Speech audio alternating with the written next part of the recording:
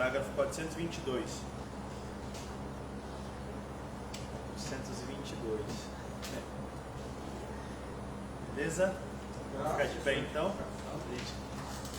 Creio em Jesus Cristo, Filho único de Deus.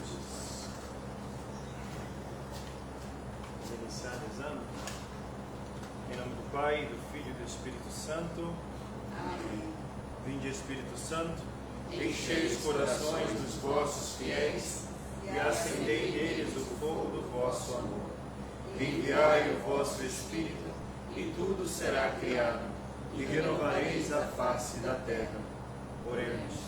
Ó Deus, que instruístes os corações dos vossos fiéis com a luz do Espírito Santo, fazei que apreciemos retamente todas as coisas segundo o mesmo Espírito, e gozemos sempre da sua consolação. Por Cristo Senhor nosso. Amém. Nossa Senhora Aparecida, rogai por em nós. nome do Pai, do Filho e do Espírito Santo. Amém. Então, como eu já tinha dito,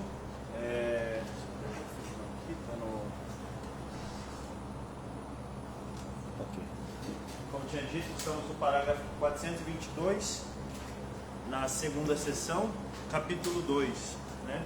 Catecismo. Então, como eu já tinha falado, nós estamos ainda abordando o creio, que refere a aquilo que nós professamos todos os domingos na Santa Missa, né? Creio em Deus Pai Todo-Poderoso, Criador do céu e da terra. Inclusive, ontem tivemos a solenidade da Anunciação e, de fato, ali inicia o processo da nossa salvação, né? O processo na encarnação, isto é, na concepção do Verbo, na carne, inicia, então, a plenitude dos tempos, né? Na plenitude dos tempos, onde o Cristo, né, o Verbo, segunda pessoa da Santíssima Trindade, se faz homem e habita entre nós. E ali começa, então, né, o auge, o ápice, o pico da história da humanidade, para onde tudo converge e tudo, digamos assim, se explica. Por isso que também é uma das datas na qual, quando a gente fala e se encarnou pelo Espírito Santo, não só se faz uma reverência como nos domingos, normalmente, né, nesse momento da missa a gente faz uma reverência em referência à humildade de Cristo, né, que se encarnou, se fez homem, mas nós nos enginoqueamos, isto é, ficamos de joelhos, né, a gente coloca o joelho no chão nessa data, porque reconhecendo o mistério da encarnação. Quer dizer que ontem, a solenidade que nós celebramos ontem, dia 25 de março, há 2025 anos atrás, o Verbo se fazia carne. E é sobre ele que nós falaremos hoje. Já vimos crer em Deus Pai Todo-Poderoso, Criador do céu e da terra, de todas as coisas visíveis e invisíveis. E hoje veremos creio em Jesus Cristo, Filho único de Deus. E aí ele vai falar, né? A boa nova, Deus enviou o seu Filho. Quando, porém, chegou a plenitude do tempo, enviou Deus seu Filho, nascido de uma mulher, nascido sob a lei, para remir os que estavam sob a lei, a fim de que recebêssemos a adoção filial. Este é o Evangelho de Jesus Cristo, Filho de Deus. Deus visitou seu povo, cumpriu as promessas feitas a Abraão e a sua descendência. Fê-lo para além de toda expectativa, enviou seu Filho bem-amado. Cremos e confessamos que Jesus de Nazaré, nascido judeu de uma filha de Israel, em Belém, no tempo do rei Herodes Magno e do imperador César Augusto, carpinteiro de profissão, morto e crucificado em Jerusalém, sob o procurador Pôncio Pilatos, durante o reinado do imperador Tibério, é o Filho eterno de Deus, feito homem, que ele veio de Deus, desceu do céu, veio na carne, pois o Verbo se fez carne, habitou entre nós, e nós vimos sua glória, glória que ele tem junto ao Pai, como Filho único, cheio de graça e de verdade, pois de sua plenitude nós recebemos graça por graça. Parece um pouco longo esse trecho, mas eu quis lê-lo, né, não simplesmente saltá-lo, porque tudo aqui, digamos assim, é importante. A gente vê o lado também da revelação, né, da entrada de Deus na história, né, e em ligação, né, em comunhão com toda a história do Antigo Testamento. Então, por isso que a gente fala plenitude dos tempos, né? E num período preciso, numa cultura precisa, em uma pessoa precisa, né? Quer dizer, Jesus Cristo de Nazaré, né? Assim ele era chamado, veio em um povo de Israel, nascido de uma mulher, segundo a carne, num período específico, né? Debaixo de um império, que era o Império Romano. O imperador era César Augusto. Quem era o rei ali dos judeus naquela época? Rei Herodes. Um rei falso, mas ele representava os judeus perante o Império Romano. E aí depois, né, a gente vê essas citações também bíblicas para dizer, a igreja quando professa isto, ela não está simplesmente inventando algo, mas ela está mostrando que desde todo sempre a fé que nós professamos é a fé que vem dos apóstolos, é uma fé que foi preparada desde o Antigo Testamento. E aí quando a gente também usa a palavra evangelho, entender o sentido de evangelho aqui, né? O que é o evangelho? É a boa nova, ou boa notícia, é a revelação, né, desse anúncio.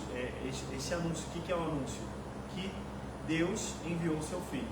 Esse é o evangelho. Então quando a gente fala evangelho de Jesus Cristo segundo fulano, segundo Lucas, Marcos, João, Mateus, a gente está falando o quê? É o anúncio dessa boa notícia que o Filho do Homem se fez carne, né, que o Filho de Deus se fez carne para a nossa salvação. Então era isso que era anunciado desde sempre. Desde sempre, quer dizer, desde os apóstolos, né? É isso que os apóstolos anunciavam, é isso que eles manifestavam. Só que isso já entra, como eu dizia anteriormente, na fé. Porque quando a gente fala Deus existe, eu não preciso de fé para afirmar isso. A razão humana, ela consegue, de certa forma, pressupor, né? Ela consegue afirmar, a partir da criação, de que existe um Criador. Agora, que esse Criador é um único Deus em três pessoas, aí entra na fé. E que esse Deus, né, sendo Pai, Filho e Espírito Santo, o Pai ele enviou o seu Filho para a nossa salvação. Isso é matéria de fé. A existência de Jesus Cristo não é matéria de fé, é histórico, né? Se a gente olhar os dados históricos, a gente vê aqui, né? Então a fé também afirma isso, né? Quando nós como igreja afirmamos, ele se fez homem, entrou na história, quer dizer, a gente tem os dados históricos, a gente tem o local, a data, os principais personagens, porque antigamente a forma de datar algo também era assim, né? Afirmando, o imperador era tal, o rei era tal, então por isso a importância por isso que a gente afirma, né? Sob Pôncio Pilatos no credo, né? Não está ali perdido, é para dizer que em um determinado período histórico. Mas, aí ele diz aqui no seguinte, né? 424, movidos pela graça do Espírito Santo e atraídos pelo Pai, cremos e confessamos acerca de Jesus Cristo. Tu és o Cristo, o Filho do Deus vivo. Movidos pelo Espírito Santo, como eu dizia, é matéria de fé. É o Espírito que nos faz poder dizer que Jesus Cristo é o Salvador. Né? Uma pessoa que não tem a fé, ela não pode afirmar isso. Porque necessitamos dessa graça, desse dom, que é a fé, para que a gente possa afirmar que Jesus Cristo é o Salvador. Senão, pelo contrário, nós diríamos só, Jesus Cristo foi um homem bom, Jesus Cristo foi um homem que foi injustiçado, Jesus Cristo foi um profeta, mas Jesus Cristo não é Deus, como alguns pensam. Uma vez até conversando com uma pessoa da minha família, falando, tá, mas Jesus Cristo é Deus, assim como o Pai. Aí a pessoa ficou tipo assim, porque, de fato, se a gente parar para falar para as pessoas hoje em dia, a confusão de fé, de doutrinas é tão grande que as pessoas não se dão conta mais, que não entendem mais, perderam, não todos, né, mas no imaginário coletivo, as pessoas falam de Jesus Cristo, mas não têm a noção de fato de que Ele é Deus, igual ao Pai.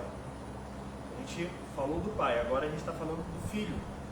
Né? Só que quando a gente fala do Filho, a gente tem que entender, em primeiro lugar, que o Filho do Pai é igual ao Pai. Exatamente. Então, Ele é Deus tal como o Pai é Deus. Né? Não é inferior ao Pai. Boa noite. Então, E aí essa profissão, tu és Cristo, o Filho do Deus vivo, essa profissão de fé é feita por Pedro, né, em Mateus 16:16. E sobre Pedro, né, sobre essa rocha que foi fundada, né, a igreja, né, a fé de Pedro. Quando a gente fala fé de Pedro, né, é como se fosse essa primeira pedra fundamental onde Deus, de Cristo, edifica a sua igreja. Igreja essa que foi, né, prefigurada, né, já desde o Antigo Testamento, foi preparada, né, por Deus, mas ela é fundamentada nessa fé de Pedro. Então, anunciar a insondável riqueza de Cristo. A transmissão da fé cristã é primeiramente o anúncio de Jesus Cristo para levar a fé nele. Então, desde o começo, os primeiros discípulos ardiam no desejo de anunciar o Cristo. E aí eles convidavam todos os homens a conhecer essa fé, a conhecer essa pessoa de Jesus Cristo. Então, a gente vê isso, né? Desde o Atos dos Apóstolos, como ele mostra aqui, nós vemos essa iniciativa dos apóstolos, dos discípulos, de anunciar a Cristo. Quer dizer, de levar a boa nova, de levar essa boa notícia, de levar o Evangelho. E aí a gente vê lá, o que ouvimos, o que vimos com nossos olhos, o que contemplamos, o que nossas mãos apalparam do verbo da vida. Porque a vida manifestou-se. Né? Sempre verbo com V maiúsculo, vida com V maiúsculo também. Atentem-se aqui. Né? É a própria vida que se revela. Nós a vimos e lhe damos testemunho e vos anunciamos a vida eterna, que estava voltada para o Pai e que nos apareceu. Quer dizer, o Verbo, o Filho, estava junto ao Pai, junto do Pai, face a face com o Pai, e veio até nós, se deu a conhecer. E é esse Verbo, né, esta vida, que os apóstolos anunciavam. É isso que eles manifestavam. Porque eles fizeram a experiência. Viram, ouviram, contemplaram, tocaram. Quer dizer, não era um Gasparzinho, não era uma imaginação. Eles tocaram. Não é que eles ouviram dizer, eles ouviram dele. Eles viram, eles acompanharam, eles contemplaram aquelas obras, aqueles sinais, aqueles gestos e aquelas palavras que o próprio Verbo revelou. O que vimos e ouvimos, vou-lo anunciamos para que estejais também em comunhão conosco. E nossa comunhão é com o Pai e com o seu Filho Jesus Cristo. E isto vos escrevemos para que nossa alegria seja completa. Isso é muito bonito, né? São João sempre muito poético. Quer dizer, a nossa alegria seja completa. A alegria deles de conhecer essa pessoa, a pessoa de Jesus Cristo, ela não seria completa se eles não anunciassem, se eles não dessem a conhecer a outras pessoas. Quer dizer, quando a gente faz uma experiência de Deus, quando a gente conhece a pessoa de Jesus Cristo autenticamente, verdadeiramente, o movimento natural é de levar a conhecer outras pessoas. A gente está na 425 parágrafo. Levar a conhecer outras pessoas. Porque quando algo é de fato bom, eu não posso guardar só para mim. Eu quero dividir com outras pessoas. Aí um ponto importante aí para os catequistas e futuros catequistas, né? Cristo é o centro da catequese. Então encontramos essencialmente uma pessoa, a Jesus de Nazaré. Então entender aqui também que catequese não é aula, catequese não é uma formaçãozinha qualquer.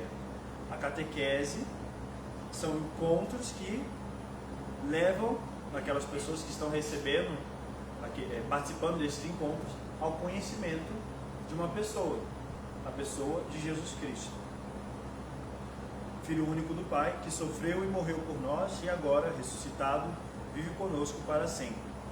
Aí ele diz aqui, catequizar é desvendar na pessoa de Cristo todo o desígnio eterno de Deus, que nela se realiza.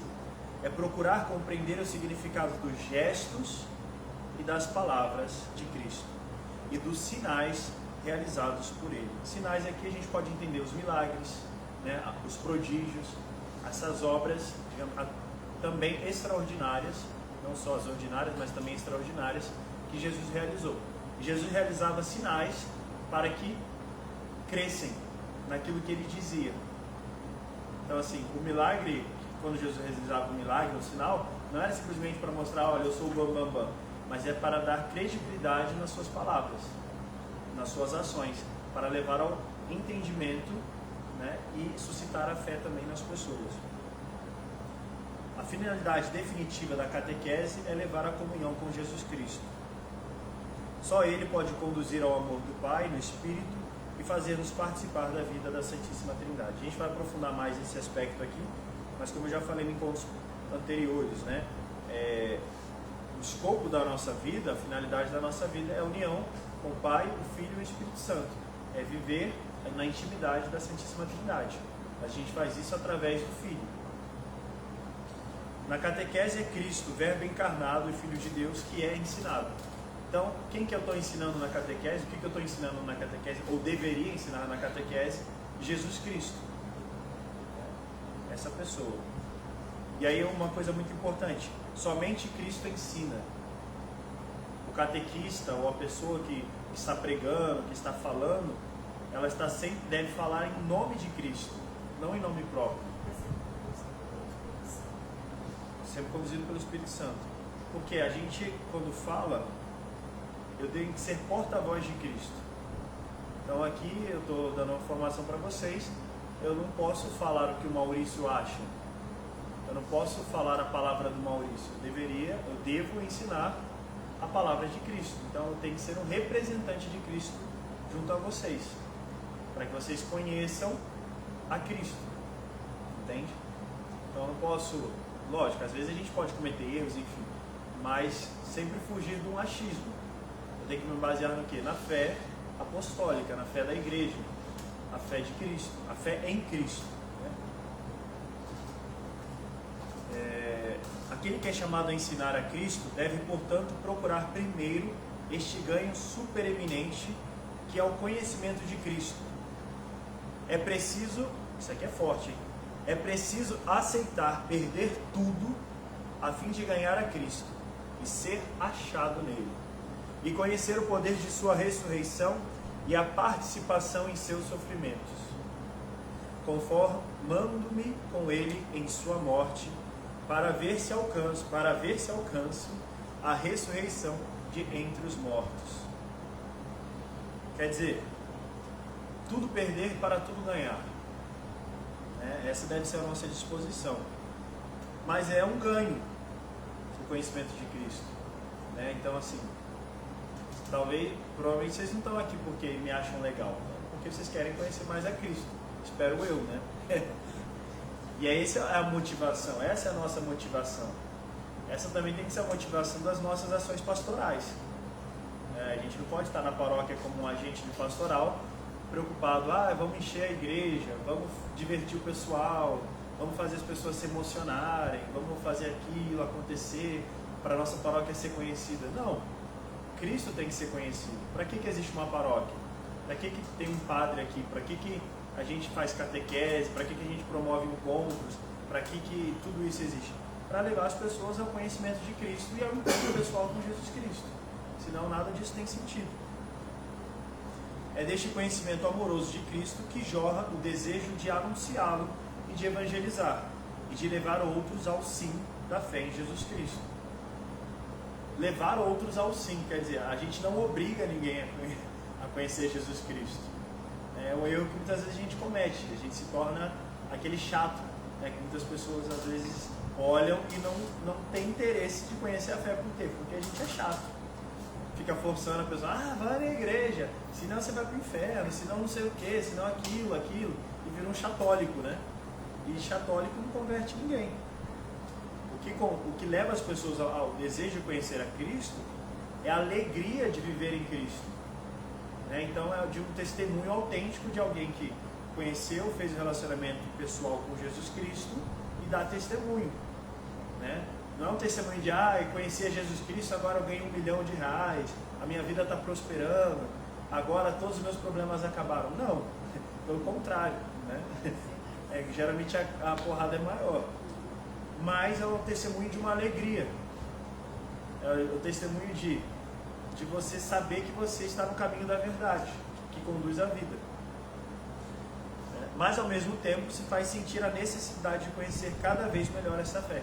Quer dizer, ao mesmo tempo que eu desejo anunciar, eu também desejo me aprofundar, né?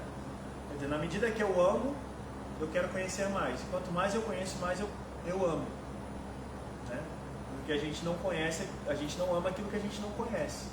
Não posso amar uma pessoa que eu não conheço, né? Mas também, na medida que eu conheço a pessoa, eu amo ela mais. Não porque ela é mais bonita, fica mais bonita, porque ela fica mais agradável. Pelo contrário, às vezes é mais difícil ainda, né? Mas aí, de fato, que o amor ele se manifesta na escolha, né? Na decisão de amar o outro. Então, mesmo apesar dos defeitos de alguém, né? No caso de Jesus Cristo, não, né? Jesus Cristo não tem defeitos. Então, assim, Deus, né? Sendo Deus, ele é fácil, entre aspas, amá-lo. Amar a Deus é fácil nesse sentido. É difícil porque a gente está cheio de pecado. E o pecado provoca o ódio a Deus, a aversão a Deus, né? Mas se a nossa natureza não estivesse, né, prejudicada pelo pecado, naturalmente nós nos inclinaríamos para Deus e amaríamos a Deus. Mas como a gente está ainda, né, muitas vezes debaixo, né, apegado aos nossos vícios, às nossas paixões desordenadas, a gente tem dificuldade de amar a Deus como ele mereceria ser amado. Artigo 2º. Em Jesus Cristo, seu Filho único, nosso Senhor. Alguma dúvida? Alguma pergunta? Algum questionamento sobre esse aspecto? Está de boa? Algum comentário? Seguimos então. Agora a gente entra mesmo no Jesus Cristo. Então, primeiro ponto, Jesus quer dizer em hebraico Deus salva, Yeshua. No momento da anunciação, o anjo Gabriel dá-lhe como nome próprio o nome de Jesus, que exprime ao mesmo tempo sua identidade e missão. Isso a gente vê muito no Antigo Testamento, onde o nome, além de ser a identidade da pessoa, né, falar quem a pessoa é, também revela a missão, né? Por isso que Deus muitas vezes troca o nome de alguns, né? Abrão se torna Abraão, né? O próprio nome Eva, Adão, né? Tem significados simbólicos, né? E por aí vai. Uma vez que só Deus pode perdoar os pecados. Então Deus salva, quer dizer, salva do quê? Da condenação, né? do pecado. É Ele que, em Jesus, seu Filho eterno, feito homem, salvará seu povo dos pecados. É em Jesus Cristo que seremos salvos. Em Jesus, portanto, Deus recapitula toda a sua história de salvação em favor dos homens. A gente tem uma história da salvação, que não começa, evidentemente, em Jesus Cristo. Mas em Jesus Cristo tudo é recapitulado. O que significa recapitular? Quer dizer, reencabeçar. Captus, vem de cabeça, né? Cabeça, captus. Né? E aí recapitula, quer dizer, ele recoloca na cabeça, que é Cristo. Então, Cristo é o centro de toda a história da humanidade. Recapitula nele, né? Convergem as coisas para ele. Na história da salvação, Deus não se contentou em libertar Israel da casa da escravidão, fazendo-o sair do Egito. Salva-o também de seu pecado. Por ser o pecado sempre uma ofensa feita a Deus, só Ele pode perdoá-lo. Então, por que a gente se confessa? Porque o pecado é uma ofensa a Deus. Não é só porque, eu estou com um peso na consciência, meu coração está doendo. Mas se eu não reconheço que o meu pecado ofende a Deus, em primeiro lugar, não tem sentido eu me confessar também. Por isso, Israel, tomando consciência cada vez mais clara da universalidade do pecado, não poderá mais procurar a salvação, a não ser na invocação do nome do Deus Redentor. É nesse nome que nós somos salvos. E aí você vê, que bonito, né? Quer dizer, Deus ele não simplesmente libertou Israel do Egito. Deus liberta Israel do pecado. Hoje o Israel de hoje é a igreja. Israel é uma prefiguração da igreja, uma preparação, o povo de Deus do Antigo Testamento, uma preparação para o povo de Deus que deve ser todas as nações. Esse é o desígnio de Deus, né? Que todas as nações se converjam em Jesus Cristo. E a igreja tem essa missão, né? Somos herdeiros dessa missão, que é universal, desse mandamento que é universal. E aí essa questão de perdoar também, né? Porque se o pecado é uma ofensa feita a Deus, quem pode perdoar é Deus. Não é o homem que pode perdoar o pecado do próprio homem. É Deus que pode perdoar, né? E aí ele perdoa em Cristo. O nome de Jesus Cristo significa o próprio nome de Deus. Está presente na pessoa de seu Filho, feito homem para a redenção universal e definitiva dos pecados. Definitiva. Significa que mesmo aqueles que vêm depois de Cristo também são salvos por Ele. E aqueles que vieram antes também. Esse é o sentido da recapitulação de toda a história da salvação. Quer dizer, é sempre antes e depois de Cristo. Não é, tipo assim, não existe uma história que não esteja ligada à história de Cristo. É o único nome divino que traz a salvação. E a partir de agora pode ser invocado por todos, pois se uniu a todos os homens pela encarnação. De sorte que não existe debaixo do céu outro nome dado aos homens pelo qual devamos ser salvos. É nesse nome que nós somos salvos. E ele se une a nós. Aí a gente já entra no mistério da encarnação. Quer dizer, ele se faz homem, ele se faz um com nós, ele se une à nossa humanidade. Sendo Deus, ele se faz homem, né? Ele se encarna, ele assume uma carne. Hoje a gente vai destrinchar melhor esse aspecto aqui. Se tiverem alguma dúvida, vocês podem me parar, tá bom? Que aí a gente também interage e fica mais dinâmico. O nome do Deus Salvador era invocado uma só vez por ano pelo sumo sacerdote para expiação dos pecados de Israel. Depois dele, aspergir o propiciatório do Santo dos Santos com o sangue do sacrifício. O propiciatório era o lugar da presença de Deus. Quando São Paulo diz de Jesus que Deus o destinou como instrumento de propiciação por seu próprio sangue, quer afirmar que na humanidade deste último era Deus que em Cristo reconciliava consigo o mundo. O que significa sacrifício expiatório? Desde a antiguidade, a humanidade ela percebia que precisava expiar os seus pecados, expiar as suas faltas. O que é isso? É você tirar, se libertar daquilo que você cometeu de erro. Então você vê, sobretudo na Torá ali, as prescrições que eram, por exemplo, eu cometi pecado de roubo. Aí eu vou lá, tenho que oferecer um boi, oferecer não sei o que, em troca, né? Em troca daquele meu pecado. Então é uma coisa jurídica mesmo, né? Eu cometi um erro, eu vou lá e pago aquele erro com um sacrifício, com uma oferta. Oi? Propiciatório. Propiciatório era esse lugar onde você tinha lá o templo de Jerusalém, né? E só naquele templo, construído pelo rei Salomão, que depois foi destruído e reconstruído, só naquele templo ele tinha um local que era chamado Santo dos Santos. Era no interno do templo, tinha um local que só o sumo sacerdote, quer dizer, como se fosse o Papa da época, só ele poderia entrar naquele local, né? E ali ficava a Arca da Aliança, né? Por isso chamado Santo dos Santos. É o local mais santo do lugar sagrado. Jerusalém era a cidade santa. Na cidade santa tinha o templo, que era o lugar santo. No templo tinha o lugar santo dos santos, que era porque também não existia no hebraico, para você dizer o superlativo, você repete a palavra. Então, para dizer que aquilo é santíssimo, você fala santo, santo, né?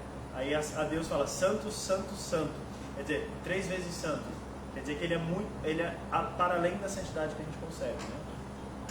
Então, assim, era o lugar onde somente o sacerdote podia entrar, e só o sacerdote podia falar o nome de Deus, Yahvé. Tanto é que, politicamente correto, falando no sentido do diálogo interreligioso, né, com os nossos irmãos hebraicos, até o Papa Bento XVI ele era bastante contundente nesse aspecto, e algumas traduções da Bíblia também, não se fala, não se escreve Yahvé ou não se diz Yahvé, né? O correto seria dizer Senhor ou Adonai. Por quê? Aquele mandamento que não usarás o nome de Deus em vão. Os judeus, eles levavam isso ao pé da letra. Então um judeu, ele nunca dizia o nome de Deus. E assim, não é que se escrevia Yahvé, era um tetragrama, né? Eram 4 letras. Só que no hebraico não tinham vogais. Então você sabia pela pronúncia as palavras. Só que como não era pronunciado, as pessoas foram com o tempo perdendo, desaprendendo como se pronunciava. Só o sumo sacerdote sabia.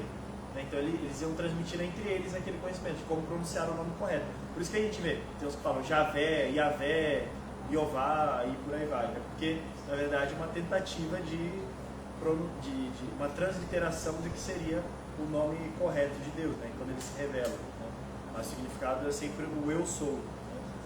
Mas o propiciatório é esse lugar, né, da presença de Deus. Quer dizer, como ali tinha a Arca da Aliança, onde guardava-se as tábuas da lei, o pouco né, do que sobrou do maná, né, salvo engano também acho que tinha um cajado de Moisés, né, eles guardavam ali, eles consideravam que ali estavam as coisas mais sagradas.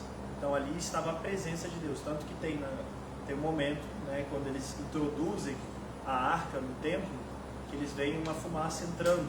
Então ali seria um sinal da presença de Deus que se faz presente ali. Para nós, a gente, né, coitados não, né, mas a gente tem o privilégio eles tinham que ir lá em Jerusalém para ter a presença de Deus. Nós temos um sacrário, né? Os santos dos santos. Aquilo ali, acho que não sei dizer, eu acho que não tem relação não. Talvez assim, né, a fumaça como sinal, mas não necessariamente que a fumaça tem a ver com a presença de Deus. Não, eu acho que não. É mais um sinal visível mesmo, imediato, que ficou na história, né? Mas ali era o Santos dos Santos. E a gente tem o Santos dos Santos hoje em qualquer igrejinha que tenha o sacrário, né? Porque você vê como que nós somos privilegiados, né? E a gente não se dá conta. As pessoas faziam peregrinações a Israel para ir no templo. E mesmo indo ao templo, tinha um lugar do templo que as mulheres não poderiam ingressar. Tinha um lugar do templo que só os sacerdotes podiam ingressar. E tinha um lugar do templo que só o sumo sacerdote podia ingressar. E hoje qualquer um de nós, né, quem é ministro da Eucaristia, ainda tem o privilégio de tocar, né? É até loucura a gente pensar nisso. Você diz o corpo de Cristo, você está falando, é o corpo de Deus aqui, na minha mão. E a gente comunga, a gente come o corpo de Deus. Por isso que é escândalo para os judeus e loucura para os gentios, né? Porque de fato, se a gente olhar humanamente falando, é loucura, né? Você pega todo o Antigo Testamento, os caras lá protegendo uma arca, né? Fazia todo um ritual. Se não fosse o sacerdote da tribo de Levi, não podia nem tocar na arca que morria.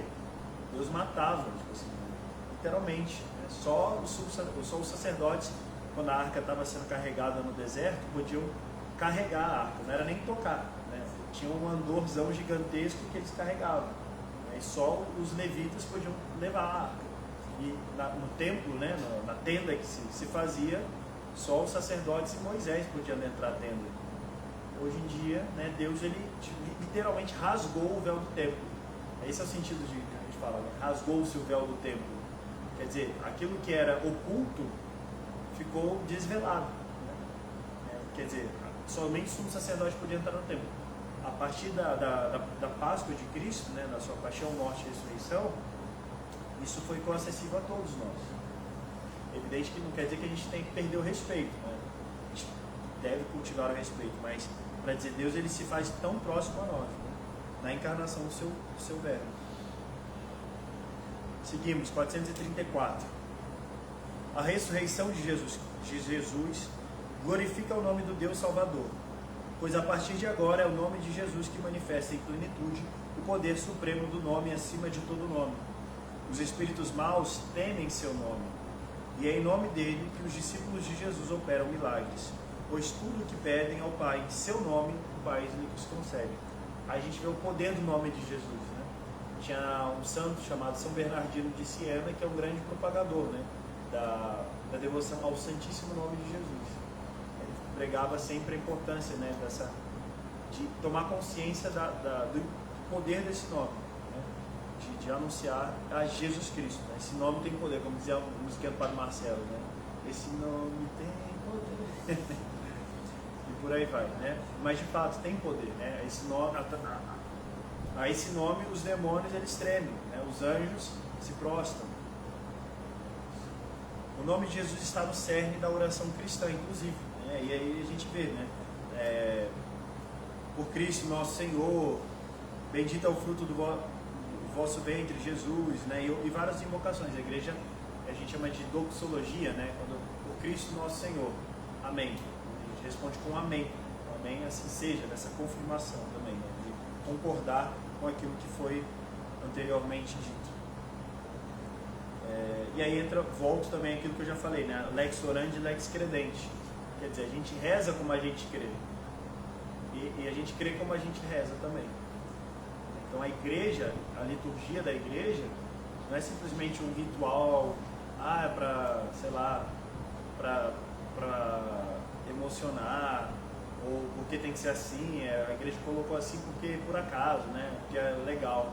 Não, tudo ali está ordenado para a nossa fé, né? Para suscitar a fé em nós e para que nós possamos, né, meditar e aprofundar no mistério. Então a liturgia, ela é muito rica, né? Assim, insondável de fato. Por isso que a gente fala que a liturgia ela é divina. Pela liturgia ser divina, ela não pode ser alterada pelo homem, né? Então um padre não tem, nem bispo, né, tem poder de mudar a liturgia assim como ele quiser, né?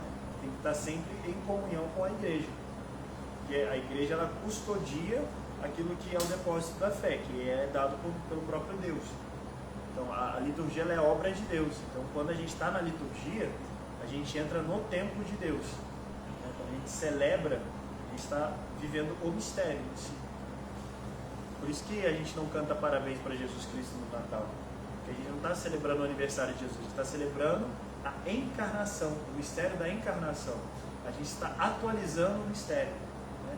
É o hoje de Deus, né? É o hoje, não é que 2000 e poucos anos. Não, né?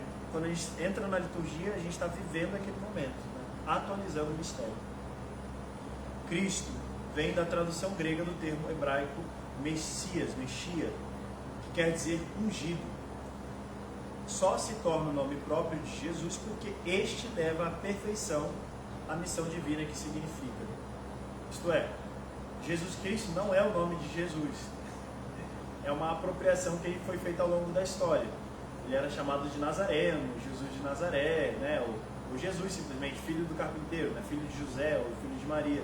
Porque não existia sobrenome naquela época também. Sobrenome é uma coisa bem recente, né? Então ele era conhecido assim, só que ele vai sendo chamado de Cristo na medida que vai se tomando consciência de quem ele é, né? Que ele é o Salvador, ele é o Messias, o ungido, o escolhido de Deus, né? Aquele qual repousa o Espírito de Deus. Com efeito, em Israel eram ungidos o nome de Deus, em nome de Deus, os que lhe eram consagrados para uma missão vinda dele. Era o caso dos reis, dos sacerdotes, e em raras ocasiões dos profetas, né? Alguns profetas também foram ungidos, né? Os reis de Israel eram ungidos, os sacerdotes também. Esse devia ser por excelência o caso do Messias com M maiúsculo, que Deus enviaria para instaurar definitivamente seu reino. Quer dizer, o povo de Israel já esperava o Messias, eles estavam aguardando o Messias, mas esse Messias deveria ser ungido pelo Espírito de Deus, ao mesmo tempo como rei e sacerdote, quer dizer, ele deveria ser profeta, rei e sacerdote. E aí o anjo anunciou aos pastores o nascimento de Jesus como o do Messias prometido a Israel. Hoje, na cidade de Davi, nasceu-vos um Salvador, que é o Cristo Senhor. Desde o início, ele é aquele que o Pai consagrou e enviou ao mundo. Concebido como santo, no seio virginal de Maria, José foi chamado por Deus a receber Maria, sua mulher, grávida, daquele que foi gerado nela pelo Espírito Santo, para que Jesus, que se chama Cristo, nascesse da esposa de José, na descendência messiânica de Davi. A figura de José, aproveitando aqui a deixa, né, ela é um pouco deixada de lado, mas mesmo no catecismo, né, a gente não vai ter coisas muito profundas sobre São José, mas a gente vê aqui, né, que ele deixa, de certa forma, explícito que José também foi preparado, de alguma forma, né? Ele foi escolhido também, assim como Maria foi escolhida, José também foi escolhido para uma missão, que era a missão de receber Maria, aquela que recebeu o Messias, aquela que recebeu o Filho de Deus. Então, a consagração messiânica de Jesus manifesta a sua missão divina. Mas vamos pular para o próximo já. Numerosos judeus, até certos pagãos, que compartilhavam a esperança deles, reconheceram em Jesus os traços fundamentais do Filho de Davi. Então, o Messias seria chamado Filho de Davi, quer dizer, ele deveria vir da tribo de Davi, da descendência de Davi, da genealogia de Davi. E Jesus corresponde a isso, né? Seja por José e tem duas versões, né? Tem duas tradições, uma que afirma que por Maria, outra que afirma por José, né? E a igreja une de certa forma as duas, né? Quer dizer, tanto por Maria quanto por José, ele é da família de Davi, né? Mas sobretudo por José, porque era principalmente pelo pai, né? Então por isso que José também é o pai adotivo, por isso a importância de São José, para que as profecias se cumprissem, né? Porque Deus não dá ponto sem nó, então se Deus falou que vai ser assim, ele faz assim, né? Só que a gente vê, né, Jesus ele aceita esse título de Messias, porém com uma certa ressalva. Por quê? O povo de Israel e os próprios discípulos, a gente percebe isso nos evangelhos, eles queriam Jesus como Messias, eles começam a proclamar Jesus como Messias, mas como o Messias esperado na concepção deles, que era um Messias político. Então o que eles aguardavam? Eles aguardavam um Messias que fosse como Davi, um rei político, que fosse pegar a espada e liderar uma rebelião contra os romanos, que fosse levar Israel aos seus tempos de glória novamente. Mas não é por aí que é o Messias enviado por Deus, né? Porque eles não tinham entendido que tipo de Messias, a que tipo de servo Deus enviaria. E o tipo de servo que Deus envia é baseado lá em Isaías, o servo sofredor, né? Então Jesus ele acolheu a profissão de fé de Pedro. Pedro fala, né, que a fé de Pedro tu és o Cristo, né, o Filho de Deus, o escolhido. Ele acolhe, ele não rejeita quando Pedro fala isso a ele, mas logo em seguida ele faz o que? Ele anuncia a paixão, né? Então a gente já vê que o tipo de messianismo de Cristo, o tipo de Salvador que ele não é segundo as concepções humanas, ainda hoje, né? Ainda hoje. Desvendou o conteúdo autêntico de sua realeza messiânica, seja na identidade transcendente do Filho do Homem, que desceu do céu, quer dizer, ele é o Filho do Homem que fala lá em Daniel, né? Que desceu do céu, mas num sentido mais profundo, né? Quer dizer, ele é de fato Filho de Deus, igual a Deus, né? Então só que ele também fala, o Filho do Homem não veio para ser servido, mas para servir e dar a sua vida em resgate pela multidão. Por isso, o verdadeiro sentido de sua realeza só se manifesta no alto da cruz. Quer dizer, o rei não é aquele que é servido, o rei é aquele que serve. Esse é o sentido da realeza cristã, né? E a gente vê reis católicos que foram santos porque entenderam isso, né? Então, o verdadeiro rei não é porque ele se beneficia em cima dos outros, mas o rei ele é rei em benefício daqueles seus súditos, em benefício dos seus servos, e eles colocam a serviço. Tanto é que um dos títulos do Papa, né, um dos apelidos, né, dos papas é servos dos servos. O Papa ele é o primeiro a servir. Porque para que ele é colocado lá? Para servir a igreja. Ele é colocado para uma missão.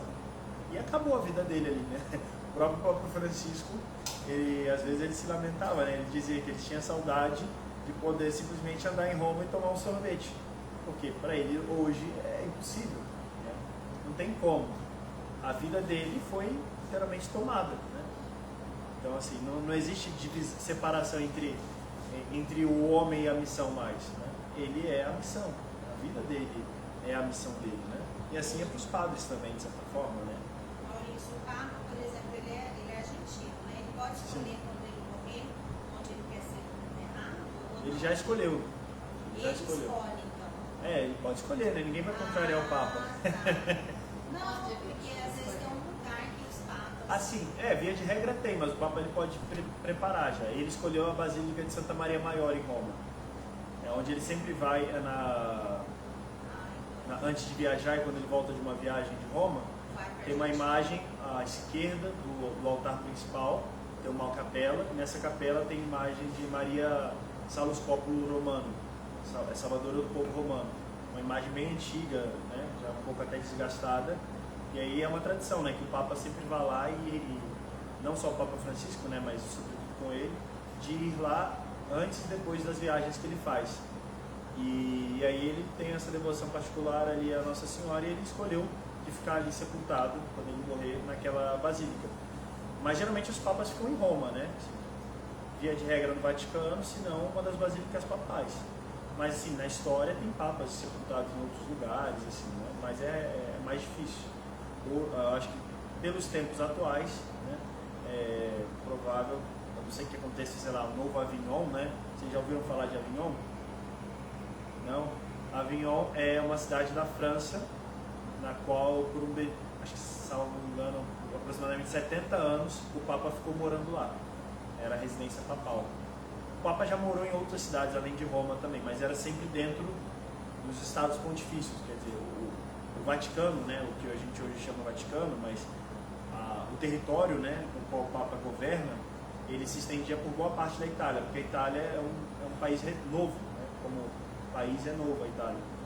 Então, boa parte da Itália central ali era território do Papa. O Papa era rei daquele território, literalmente. Rei e também civil, né?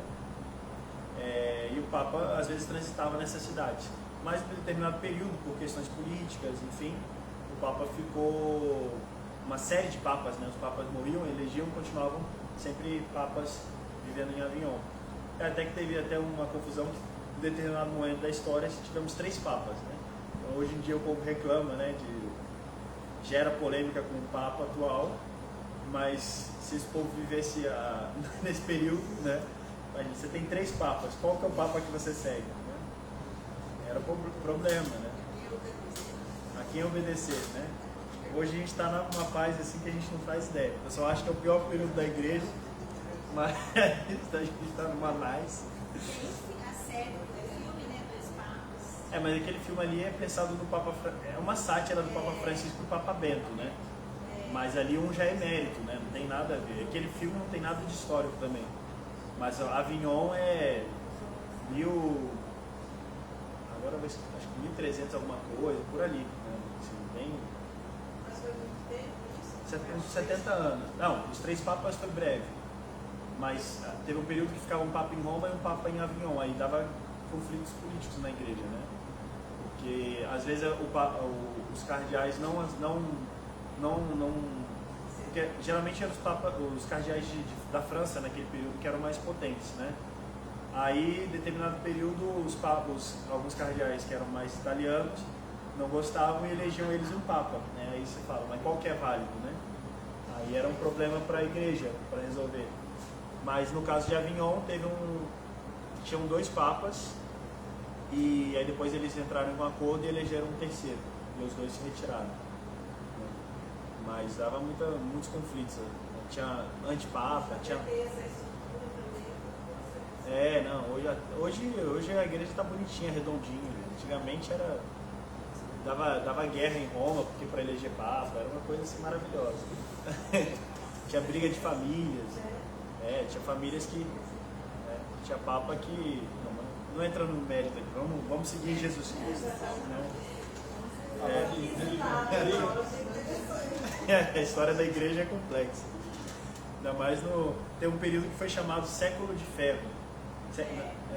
século de ferro. Ali entre 900 e 1100 ali a igreja pelejou. Mas a barca de Pedro continua.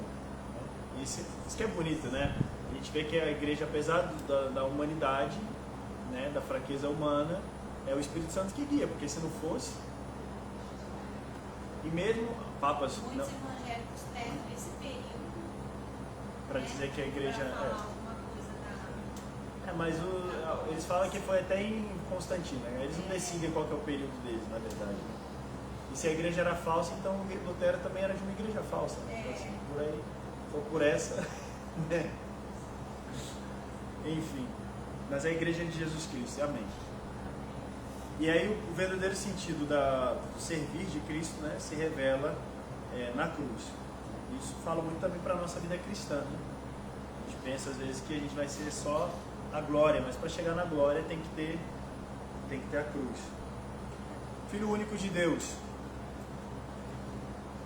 Filho de Deus no Antigo Testamento é um título dado aos anjos, ao povo da eleição, aos filhos de Israel e a seus reis.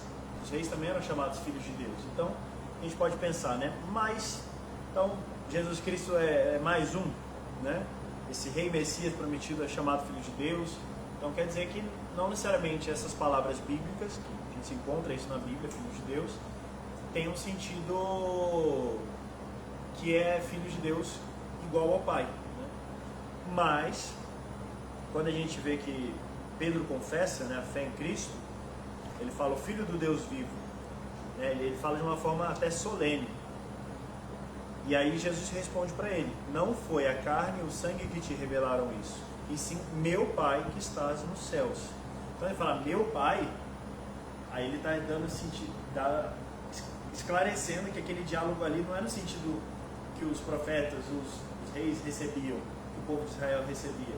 É um sentido ainda mais profundo, que ele é o filho próprio do Pai. É meu Pai. Ele não está falando, o Pai eterno, Deus, Pai de todos. Não, o meu Pai. Né? Ele traz para si. Nesse contexto aí, eu estou pensando aqui uma pergunta que pode ser de alguns. Nessa crucificação de Jesus ali, com quem achou que queria crucificar, que ele estava querendo ser rei, não tinha um ciúme aí das lideranças? Tinha também. Assim,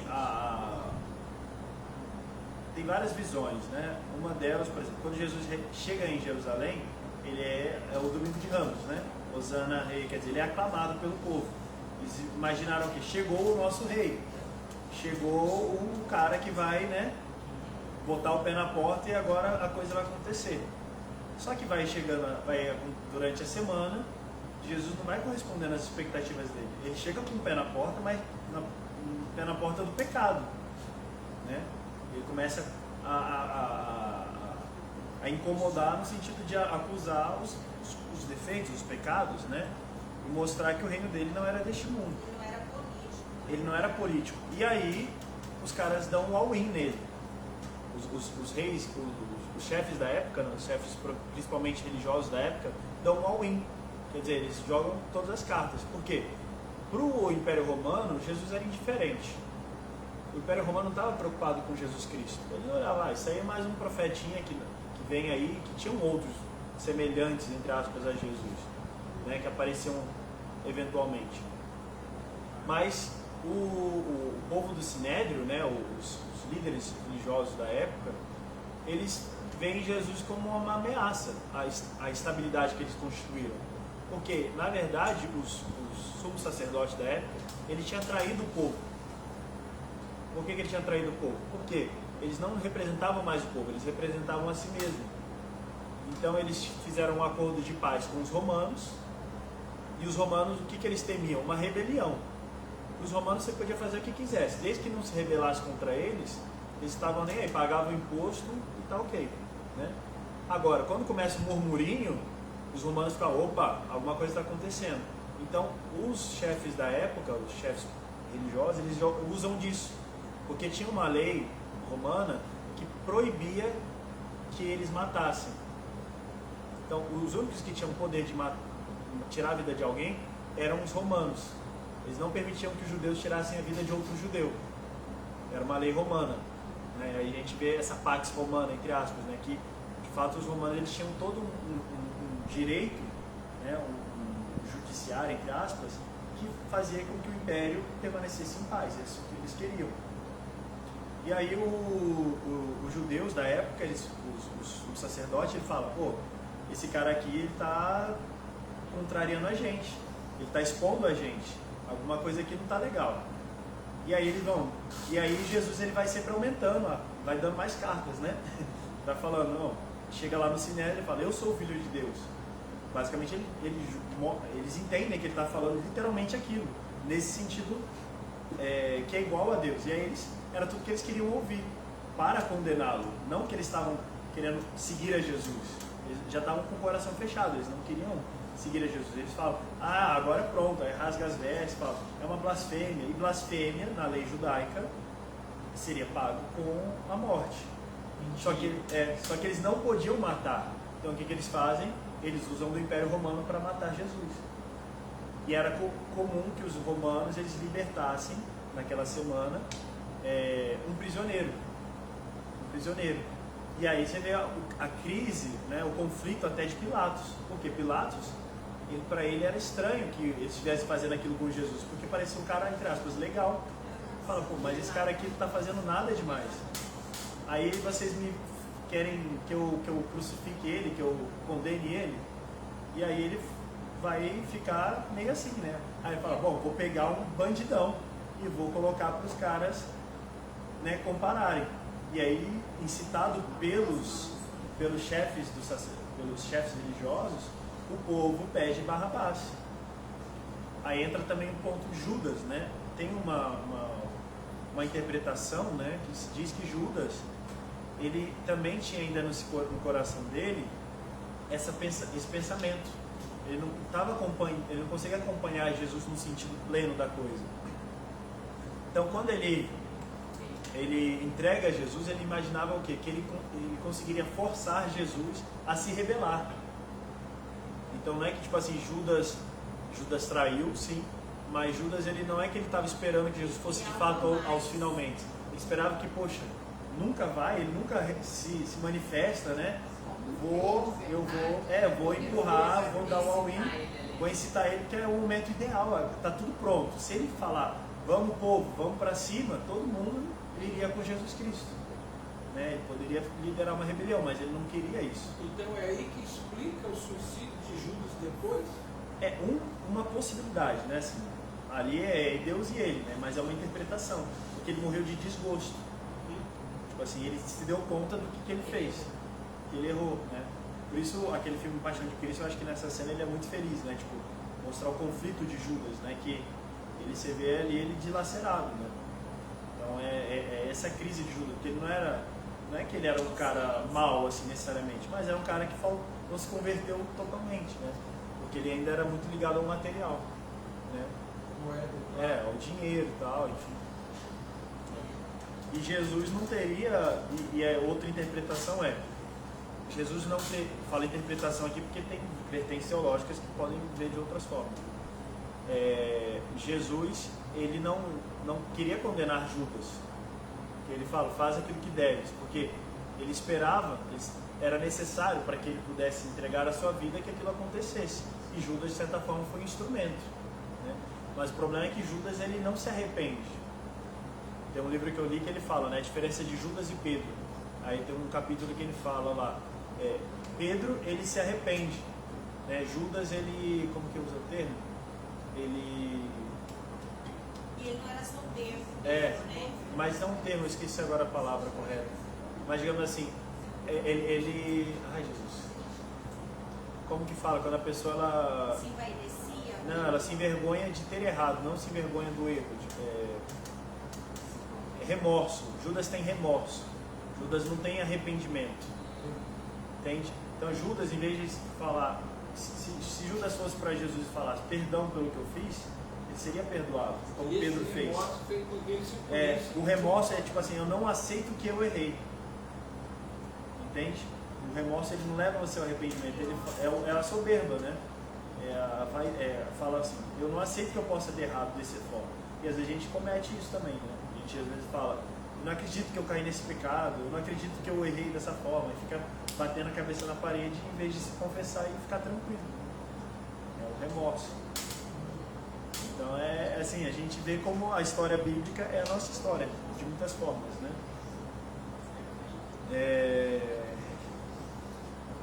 Então, não acontece mesmo com Pedro, né?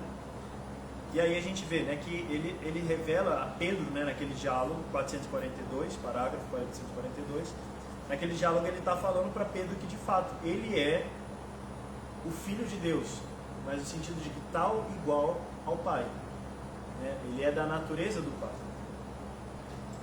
Então, imediatamente nas sinagogas começou a proclamar Jesus. Pulei um pouco aqui no final do parágrafo, né? Quando já diz que os apóstolos começam a evangelizar. Eles começam a ir nas sinagogas proclamar a isso, né? Imagina só como que era, porque no início da igreja não existiam capelas, não existiam templos cristãos, né? Mesmo nos primeiros séculos os cristãos se reuniam em casas. Mas no primeiro momento eles iam nas sinagogas, eles continuam vivendo a vida deles como judeus. Só que a diferença deles é que eles seguiam a lei judaica, viviam os costumes judaicos, as orações, mas eles tinham, digamos assim, completado a fé. Porque os judeus, a gente acredita no que os judeus acreditam, mas eles ainda estão esperando o Messias. Para nós o Messias já chegou. E para nós o Messias é Deus. É Deus feito homem, Jesus Cristo. Para os judeus não. Existe uma vertente nova aí, meio protestante, meio judaica, meio sabe o que é, que fala que judaísmo messiânico, né? Que são os protestantes que eles querem voltar tanto no tempo que eles falam que são judeus, mas que aceitam o Cristo, né? Mas não é isso que nós somos, né? Nós somos cristãos. Por quê? A gente vai explicar ainda mais. Porque a gente se segue a Jesus Cristo. A nossa fé é em Jesus Cristo, né? Então, se alguém fala que Jesus Cristo não é Deus, ou que Jesus Cristo é inferior a Deus, ou que Jesus Cristo não se fez homem, né? Isso não é ser cristão. Isso foram problemas que foram refutados, inclusive, há muito tempo, né? Então, os apóstolos, né? O que eles iam? Eles iam imediatamente nas sinagogas proclamar Jesus Cristo, afirmando que é o Filho de Deus, né? E esse é o centro da fé apostólica. Esse é o centro da nossa fé, afirmar que Jesus Cristo é o Filho de Deus. Eu falava, boa nova, né? Se Pedro pôde reconhecer o caráter transcendente da filiação divina de Jesus Messias, foi porque este o deu a entender claramente. Quer dizer, por que Pedro percebeu? Porque Jesus deixou muito claro. Pedro era judeu, ele entendia muito bem o significado daquelas palavras, né? Então, assim, tem todo... que não dá para fazer também uma exegese bíblica assim, profunda, necessária, mas por um judeu daquela época, as palavras que Jesus dizia, né, o contexto que ele se colocava, deixava muito claro que ele estava falando de fato que ele era filho de Deus. Evidente que é uma revelação que é aos poucos, não é que ele chega assim, aí pessoal, depois de João Batista, né, aqui ó, sou filho de Deus, vim do céu e tal. É aos poucos que ele vai se revelando. E os discípulos a gente percebe que não entendem bem isso no começo, né? O próprio Pedro acerta e depois dá um bola fora, né? Ele proclama a fé em Jesus Cristo, Filho de Deus, depois ele toma uma pauletada e Jesus fala, isso aí é do Satanás, já que você está falando, né? Sigamos aqui então, né? Tu és então o Filho de Deus? Respondeu, vós dizeis que eu sou. Já bem antes, ele se designara como filho, que conhece o Pai. Aí ele vai dando a entender, né? Quer dizer, eu conheço o Pai. Se ele conhece o Pai é porque ele teve contato com o Pai. E que é diferente dos servos que Deus enviou anteriormente a seu povo. Quer dizer, ele nos coloca numa posição de servo, nos coloca numa posição de filho mesmo, né? Uma relação filial. E é uma das coisas também que Jesus Cristo revela. Quer dizer, Deus, ele é Pai, e antigamente já se sabia de certa forma isso por analogia, mas ele mostra que a gente pode ter uma relação filial com Deus. É uma das coisas também que Jesus ele se diferencia. Não simplesmente que somos servos de Deus, que somos criaturas, filhos enquanto criaturas, mas não somos filhos adotados, somos de fato né, chamados a viver a vida de Deus, a ter uma relação íntima com Deus. Quer dizer, ele é superior também aos anjos, né? E aí distingue a relação filial daquela de seus discípulos, não dizendo nunca nosso Pai. Sempre que Jesus ele fala para os discípulos, ele fala meu Pai, não fala nosso Pai, só no Pai Nosso, né? Mas é porque ele ensina a rezar, como nós devemos nos relacionar com o Pai, mas ele sempre se coloca em primeira pessoa. E quando ele dá o Pai Nosso, ele está, na verdade, também abraçando de certa forma a todos, né? Quer dizer, ele está tipo assim, falando, ó, esse é o meu Pai, mas agora eu estou emprestando ele para vocês. Estou dando direito a vocês de chamá-lo de Pai também. E aí começa, Pai Nosso, que estais nos céus. A não ser para ordenar-lhes, portanto, orar o Pai Nosso. Né? Meu Pai e vosso Pai, também ele usa esse termo, mas ele fala assim, nosso Pai. Fala meu Pai e vosso Pai. Percebem a diferença? Né? Não poderia simplesmente falar o nosso Pai. Não, o meu Pai e o vosso Pai. Os evangelhos narram em dois momentos solenes, né? O batismo e a transfiguração de Jesus Cristo, que são as duas teofanias, quer dizer, as duas manifestações de Deus, onde o Pai, o Filho e o Espírito Santo se manifestam juntos, né? E é onde também o Pai ele fala, este é o meu Filho bem amado. O próprio Pai, sai da boca do Pai, reconhecendo que ele é o Filho. Ele poderia falar, esse é o meu Messias, esse é o meu escolhido. Não, ele fala, esse é o meu Filho. Quer dizer, está afirmando ali que ele existe desde sempre, né? Que ele não foi criado, ele existe eternamente, junto como o Pai. Pois só, né? E aí outro ponto, né? No final lá do parágrafo 444. Somente no mistério pascal o fiel cristão pode entender o pleno significado do título Filho de Deus. E a gente está se aproximando disso, né? É depois de sua ressurreição, por quê? A gente vai explicando, né? É depois de sua ressurreição que a filiação divina de Jesus aparece no poder de sua humanidade glorificada. Estabelecido Filho de Deus com poder por sua ressurreição dos mortos, os apóstolos poderão confessar, nós vimos a sua glória, glória que ele tem junto ao Pai como Filho único, cheio de graça e de verdade. Por quê?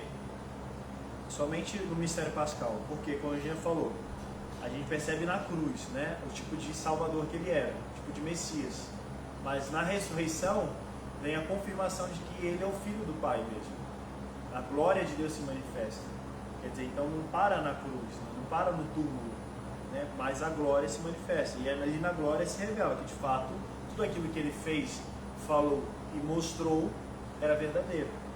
Por isso que São Paulo vai dizer, né? Se Cristo não ressuscitou, vã é a nossa fé. Se não tem a ressurreição, de nada adianta a gente estar fazendo aquilo que a gente está fazendo há 2000 anos. Aí o quarto título, né? Senhor, que vem do grego Kyrios, né? Senhor. E aí esse, como eu já falei, né? Esse Senhor, ele muitas vezes ele é a tradução do Yahvé, né? Do Jeová, Yahvé, Javé, que seja, né? Foi revelado a Moisés, né? E é nesse sentido de Senhor, no sentido pleno da palavra, absoluto, que é usado no Novo Testamento. Então quando se referem a Jesus como o Senhor, não está falando dele como um Senhor, tipo um rei, ou como um superior a eles, está falando no sentido Deus, né? Superioridade. E porque é o título que é usado para o Pai, então ele é superior a todos. E aí está a novidade, para Jesus, reconhecido assim como o próprio Deus. Jesus mesmo atribuiu-se de maneira velada, né, falando, Jesus Cristo ele fala, ele vai se manifestando, mas de forma velada, ele vai se revelando aos poucos. Este título quando discute com os fariseus sobre o sentido do Salmo 110. Lá em Mateus 22. Mas também, de modo explícito, dirigindo-se aos seus apóstolos. Quer dizer, quando ele está falando com os fariseus, ele fala de forma velada. Com os apóstolos, ele fala de forma explícita. Ao longo de toda a sua vida pública, seus gestos de domínio sobre a natureza, sobre as doenças, sobre os demônios, sobre a morte e o pecado, que demonstravam sua soberania divina, porque eram ações que somente Deus podia realizar. Aí entram os sinais. Está falando aqui que eu sou Deus mesmo. Aquele, por exemplo, paralítico, né, que é levado pelos seus amigos, né? Ele chega lá, um paralítico. Aí ele vira pro cara e fala: seus pecados estão perdoados. Fala: pronto, eu vim aqui para andar. Você não estava curando todo mundo aí. Só que ele faz propositalmente: os seus pecados estão perdoados. Aí o pessoal fala: mas como assim? Só Deus pode perdoar os pecados? Aí, então, para vocês saberem que o Filho do Homem tem poder, levanta-te, toma tua cama e vai, né? Quer dizer, o sinal é para explicar que ele é Filho de Deus, porque o mais importante é perdoar os pecados, não é o cara andar. E aí a gente vê como também muitas vezes a nossa fé ela é invertida, né? Muitas vezes a gente vai a Deus: Deus me cura disso. Não é errado pedir curas, né? Mas a gente aceita que também às vezes Deus não vai curar, porque não é conveniente para a salvação daquela pessoa. Quando Deus opera um milagre, uma cura, é para a salvação, não é para falar: olha só o que Deus fez, olha, ganhei 1 milhão, estou de carro novo, que maravilha. Aí posta foto lá no Instagram com música de MC Guimê, sei lá o que, né? Para ostentar, né? Deus me abençoou, né? Não é por aí, né? A maior graça que a gente pode receber é o perdão dos nossos pecados. Só que é difícil pra gente, né? A gente é apegado a esse mundo material, né? Este título, cadê? Muito frequentemente nos evangelhos, determinadas pessoas se dirigem a Jesus chamando-o de Senhor.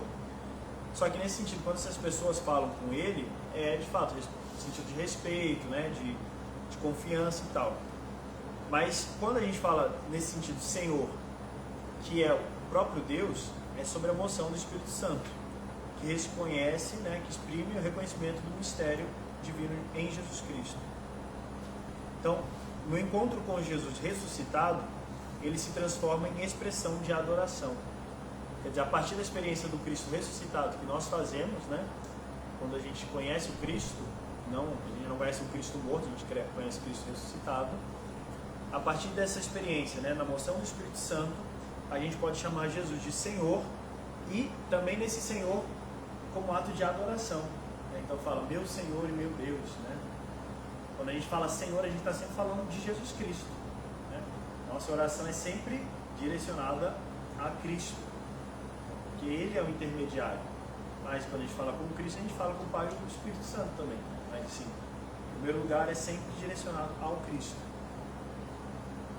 que não exclui, lógico, por exemplo, tem espiritualidade igual renovação carismática, né, que também dá essa ênfase ao Espírito Santo, né, que às vezes também fica esquecido, coitado, né, mas assim, quando a nossa oração ela tem que ser sempre cristocêntrica, né, por Cristo nosso Senhor, né, sempre por Cristo nosso Senhor, a unidade do Espírito Santo que convosco vive e reina por todos os séculos dos séculos, amém, mas sempre cristocêntrica, né. Ao atribuir, e aí isso também é muito característico, né, da tradição cristã, né, de falar Ele é o Senhor, né, Senhor meu Deus. E aí significa também, né, que todo poder, honra e glória que é dado ao Pai também é dado ao Filho. Então a gente não tem que ter reservas para honrar e glorificar o nome de Jesus Cristo, né, porque Ele é de condição divina. Outro ponto aqui no 450 que ao afirmar o senhorio de Jesus Cristo, nós estamos também afirmando e temos que ter essa consciência de que Ele é o único soberano na nossa vida. E nenhuma outra autoridade terrena pode se sobrepor a Ele. Quer dizer, tudo submeter a Cristo, né? A minha liberdade pessoal, né? Eu não posso submeter a outras pessoas. E aí entra também o sentido da nossa liberdade plena, porque em Cristo somos livres. Eu não posso ser feito prisioneiro e escravo por um outro homem. Mesmo que materialmente alguém me aprisione, eu ainda sou livre em Cristo, né? Porque Ele me dá liberdade, né? Então ninguém tem autoridade absoluta sobre mim, sobre a minha alma, sobre o meu ser, mas só Jesus Cristo. A igreja crê que a chave, o centro e o fim de toda a história humana se encontram em seu Senhor e Mestre, Jesus Cristo. E a gente fala, né? Maranatá, vem Senhor, amém, vem Senhor Jesus, né?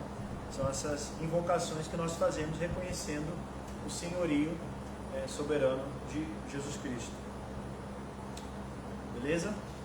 Alguma dúvida? Perguntas? Claro até aqui? Comentários? Vamos seguir até 9h30? Dá para ir? 9h15? Mais meia horinha? A gente faz esse artigo 3º. Pode ser? E aí depois a gente vai beirar o concebido pelo poder do Espírito Santo. A gente vai falar agora, o Filho de Deus se fez homem. Uma parte bem minuciosa também. Então vamos lá. Por que o Verbo se fez carne? Quem pode dizer aí? Por que o Verbo se fez carne? O que vocês acham? Por que o Verbo se fez carne? Comprovação de Jesus do ser humano. Comprovação? Comprovação. Você tinha dito o que, Kelly? Para a nossa salvação, né? Acho que para a gente acreditar, né? Está próximo de nós, para nós acreditarmos. Porque, na verdade, acho que existiam vários deuses, vários, né? Eles comprovaram qual era o Deus que eles Apesar que na época de Jesus ali imperava já o monoteísmo, né? Apesar que tinha também o Império Romano, enfim, mas um pouco posterior. Mas em Israel, Deus se manifesta também por isso, né? Ele fala que é o único Deus. A gente vai ver então. Porque o Verbo se fez carne, né? E por nós, homens para a nossa salvação, que desceu do céu e se encarnou pelo Espírito Santo no seio da Virgem Maria. Então, se encarnou por quê? Por nós. Para quê? Para a nossa salvação. Ele desceu dos céus, é o que a gente reza no credo, ensina Constantinopolitano. Então, primeiro ponto, ele se fez para salvar-nos, reconciliando-nos com Deus. Como que Deus salva? Nos reconciliando com Ele. Do que ele nos salva? Do pecado. O que o pecado faz? Nos afasta de Deus. Nos transforma em inimigos de Deus. Então, pelo pecado, nós somos inimigos de Deus. Então, Deus, Jesus Cristo, né? Ele nos reconcilia com Ele, com Deus. Então, ele se faz vítima de expiação por nossos pecados. Como eu já falei, né? Lá o sentido da expiação, né? Quer dizer, uma troca. Né? Ele se oferece como vítima. Antigamente, eles ofereciam pombinhas, bois, carneiro, né? Bezerro, ofereciam oferendas. E aí ele fala, não, chega disso. Porque esses sacrifícios que vocês fazem são imperfeitos. O homem ele teria que continuamente ficar oferecendo sacrifício. Então ele se oferece como a vítima, a única vítima. Né? A única vítima. E um único sacrifício. Porque esse sacrifício é perfeito. Esse sacrifício é a Santa Missa. A gente não celebra várias missas, a gente celebra uma única missa. Né? Porque a missa ela atualiza o único e mesmo sacrifício de Jesus Cristo na cruz. Né? Então, a missa não é do padre, a missa não é do papa, a missa não é de fulano. A missa é o sacrifício redentor de Cristo na cruz em forma de banquete. Isso é a Santa Missa. Né? Então, ele se faz homem, né, para a salvação dos nossos pecados. Faz assim também para que conhecêssemos o amor de Deus. Através da sua encarnação, ele manifesta, ele revela de forma mais plena e mais clara, né, o seu amor, o amor de Deus para conosco, para que nós não tenhamos dúvida de que Deus nos ama e como Deus nos ama também, né? A forma na qual ele nos ama. E não há maior forma de amor do que dar a própria vida, né, pelo amigo. Então, ele mostra até as últimas circunstâncias o seu amor por nós. O Verbo se fez carne para ser também nosso modelo de santidade. Então, Cristo, ele também, sendo o homem perfeito, sendo Deus e homem, ele é o homem perfeito. Então, ele é o modelo para todos nós. Ele é, assim, quando a gente pensa na humanidade, a gente deveria pensar em Jesus Cristo. Porque ele não é o protótipo, né, mas ele é, de fato, o modelo excelente, no qual todos os outros devem se espelhar. para todos os homens e mulheres, né? Mas ele é o padrão, literalmente, né? Ele é o padrão.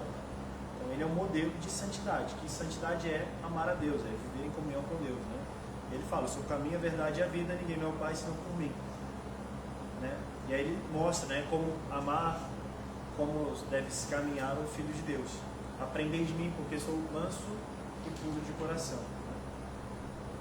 O Verbo se fez carne também para tornar-nos participantes da natureza divina. Como eu falava, né? Nós somos chamados a sermos filhos de Deus, mas filhos no sentido pleno da palavra, né?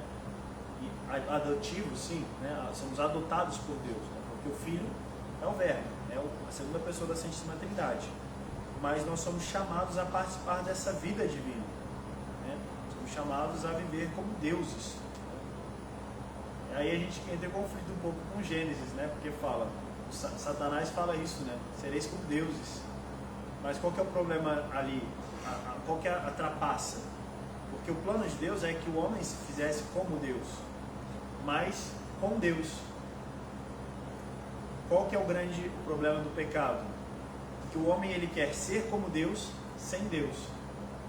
Então nós nos colocamos no lugar de Deus e tiramos Deus da parada. Deus ele quer nos promover, mas ele quer para estar com Ele, para nós compartilharmos da vida com Ele. Mas o pecado ele faz o quê? Que a gente exclua, mate Deus de certa forma, né? Mate Deus no nosso coração. Não é que a gente tem o poder de matar Deus, de forma alguma. A encarnação. A igreja denomina encarnação o fato de o Filho de Deus ter assumido uma natureza humana para realizar nela nossa salvação. Em um hino atestado por São Paulo, a igreja canta o mistério da encarnação. Tem de vós o mesmo sentimento de Cristo. Ele tinha, isso aqui a gente chama de kenosis, que é ao abaixamento de Deus. E aí é que se manifesta em Filipenses 2. Ele tinha a condição divina e não considerou ser igual a Deus como algo a que se apegar ciosamente, né, de que se prender nisso. Mas esvaziou-se a si mesmo e assumiu a condição de servo, tomando a semelhança humana. E achado em figura de homem, humilhou-se e foi obediente até a morte e morte de cruz. Então a gente vê qual que é o processo da kenosis. Deus está aqui, né? Tem a Santíssima Trindade. O Filho está lá, na comunhão da Santíssima Trindade, e ele é enviado pelo Pai. Ele desce, né? Desce, se encarna, na encarnação, faz homens, faz carne, assume a natureza humana. Ele assume a natureza humana, quer dizer, ele se desfaz de certa forma, ele se esvazia da sua glória. Ele não deixa de ser Deus, mas ele assume a nossa natureza com todas as suas condições: frio, fome, dor, medo, cansaço. Ele assume toda a nossa natureza humana. Então ele não fica revelando a sua glória. Em alguns momentos ele dá a conhecer, né? Como na transfiguração, na ressurreição, ali se manifesta a glória de Deus. Mas nos 33 anos que Jesus vive, né, na terra, a maior parte deles ele vive como um de nós, como um servo sofredor, se humilha, né? Quer dizer, ele toma a nossa semelhança. E aí em Hebreus São Paulo ainda vai dizer, né? Por isso, né, um adendo aqui, né? Atualmente, né, a igreja ela não afirma mais que a epístola aos Hebreus seja escrita por São Paulo. Então assim, quem quiser continuar falando que segundo São Paulo, livre, né? Porque a tradição da igreja sempre afirmou isso. Mas, por questões exegésicas bíblicas, estudos bíblicos, hoje se tem uma posição de que provavelmente não foi São Paulo que escreveu a carta aos Hebreus, mas mesmo assim está no depósito da fé. É revelado, né? É palavra de Deus, mas não necessariamente que tenha sido escrita por São Paulo. Mas não muda nada na nossa fé nisso, né? É só para dizer, por isso que a epístola aos Hebreus, né? Está falando de São Paulo, mas costumeiramente acaba falando também, segundo São Paulo. Por isso, ao entrar no mundo, ele afirmou: não quiseste sacrifício e oferenda, tu, porém, formaste-me um corpo. Holocaustos e sacrifícios pelo pecado não foram de teu agrado. Por isso eu digo, eis-me aqui para fazer a tua vontade. A fé na encarnação verdadeira do Filho de Deus é o sinal distintivo da fé cristã, como eu já tinha falado, né? Essa é a nossa fé. Isso é o que nos distingue dos hebreus, isso que nos distingue dos muçulmanos, isso que também é onde a gente corta as heresias, né? Se vem alguém falando que Jesus Cristo é inferior ao Pai, a gente corta, e a gente vai ver isso nesse próximo seguinte aqui. Verdadeiro Deus e verdadeiro homem. Quer dizer, ele é totalmente Deus, totalmente homem, 100% homem, 100% Deus. Não é 50-50, né? Não é 50-50%, não é dividido ao meio, não tem mistura, não tem confusão. Ele é plenamente Deus e plenamente homem, inteiramente. Não é que quando ele se fez homem, ele deixou um pouco de ser Deus, né? Não é nesse sentido. Ele assume a natureza divina na sua pessoa. Então, a pessoa do Verbo, da segunda pessoa da Santíssima Trindade, possui em si duas naturezas. Então, ele é tão Deus quanto homem. Na eternidade, ele sempre foi Deus, mas ele entra na história e passa a ser homem também, sem deixar de ser Deus. Isso chama união hipostática, é um conceito da teologia. Ele é o Verbo. Ele é o Verbo. Isso. União hipostática, que é a união perfeita entre as duas naturezas. União hipostática. As duas hipóstases, né? As duas naturezas estão unidas. As primeiras heresias, mais do que a divindade de Cristo, negaram sua humanidade verdadeira. Aí a gente vê, né? A gente provavelmente pensaria, era mais difícil aceitar a divindade de Cristo, né? Mas, pelo contrário, no começo, os grandes problemas na igreja, que os bispos tinham que resolver, era o problema da humanidade de Cristo. Porque até se aceitava que Jesus Cristo fosse Deus já, né? Você pega ali nos evangelhos, né, fica de certa forma claro que ele é Deus. Mas alguns, para entender que ele era Deus, tinham que tirar que ele era homem. Então, alguns afirmavam que na cruz só morreu o homem, Deus não morreu, né? Ou que ele era tipo uma máscara, né? Era Deus usava uma máscara, uma coisa assim, né? Que ele não assumiu completamente a natureza humana. Mas não, ele assumiu completamente a natureza humana. Essa heresia, uma dessas heresias era o docetismo gnóstico, né? Quer dizer, que não assumiu verdadeiramente a natureza humana. Quando fala, né, que veio na carne, né, nós falamos que veio na carne, porque o que não foi assumido não pode ser redimido. Então, se Jesus Cristo não tivesse assumido verdadeiramente a natureza humana, ele não redimiria essa natureza caída. Entende? Que é a importância de defender esse dogma? Porque se Jesus Cristo não é verdadeiramente homem, ele não teria salvado a humanidade. Como Deus, evidente, ele poderia simplesmente falar, Deus, por um ato de vontade, poderia falar, o homem está perdoado, né? A humanidade está perdoada, mas ela não seria redimida, ela não seria, porque no sentido de recapitulação, quer dizer, Jesus Cristo ele é a cabeça de toda a humanidade. Então, quando ele age em nome de toda a humanidade. Então, ele nos leva junto com ele. Por isso que a importância dele assumir uma humanidade, uma natureza humana. Se igualar, ele se iguala a nós para nos igualar com ele. Entende? Deus ele se iguala a nós para que nós nos igualemos a ele. Ele nos leva, entendeu? Ele vê que a gente não dá conta, que um homem normal não poderia dar conta. Então ele assume a bronca, entende? Ele se iguala a nós para nos igualar a ele. Entende o processo?